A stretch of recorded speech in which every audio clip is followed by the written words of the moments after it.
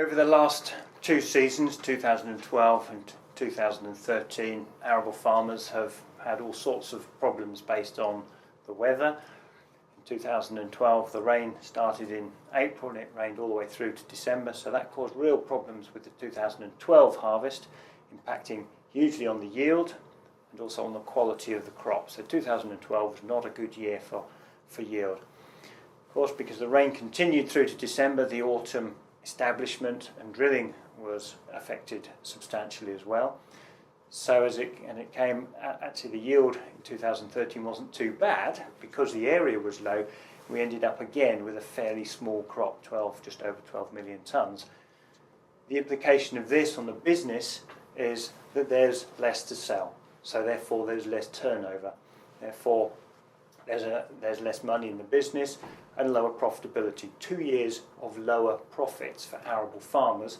Most arable farmers in Great Britain had some kind of impact, however great, because of the weather. So farmers need to really work hard to catch up on that in 2014. Every opportunity that a farmer has to keep the yields as high as possible, to retain that yield potential that a crop has all the way through from now until harvest time, really needs to be grabbed and protected. The other thing, of course, to protect is quality. Any opportunity to make sure that the grain quality is as high as it possibly can be at harvest time is going to create the opportunity to add value to whatever they have to sell throughout the marketing season. We don't know at this stage what the grain price is going to be when a farmer comes to sell it after harvest time. It looks like it's going to be lower than it was this time last year, but that arguably is an even greater incentive to make sure there's more in the barn, because if there's less value, if you want to make the same profit, it's firstly to make sure they don't skimp.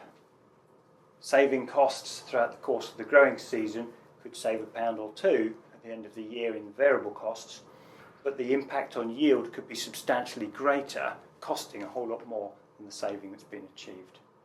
Make sure your approach is preventative, using whatever technology is available before a problem arises. Keeps you in control as well.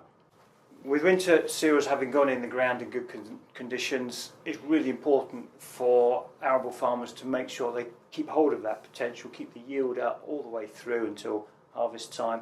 This is the year where they can play catch up and get their farm business back square again to where it should be.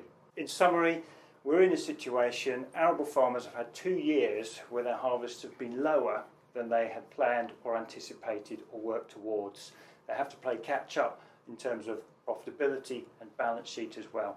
We now have a situation where a fairly large arable crop, winter crop, has gone in the ground. The condition is, for most people, fairly good.